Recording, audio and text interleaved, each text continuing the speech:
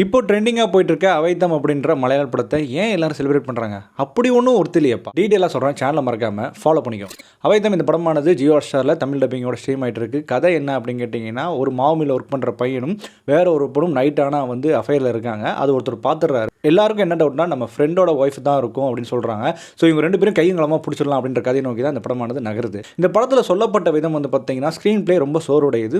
நம்மளுக்கு ஸ்டார்டிங்லேயே தெரிஞ்சிடும், அதாவது இந்த பொண்ணை டார்கெட் பண்ணுறாங்கன்னா கண்டிப்பாக இந்த பொண்ணு இருக்காது அப்படின்ற மாதிரி. அதே மாதிரி தான் நரேஷன் போகுது. ஸோ எனக்கு ஸ்க்ரீன் பிளே பெருசாக சுவாரஸ்யமாக இல்லை. அதுமாரி முடிச்ச விதம் கூட ஓரளவு ஓகே. ஆனால் அவன் சொன்ன காரணங்கள் வந்து பெருசாக புலப்படலை. அது ஸ்ட்ராங்காகவே இல்லை. ஸோ அதை வந்து கன்வின்ஸ் பண்ணணும் நம்மளை. இந்த அஃபேர் ஓகே அப்படின்ற மாதிரி கன்வின்ஸ் பண்ணலாம். அந்த கன்வின்சிங் பெருசாக இல்லை.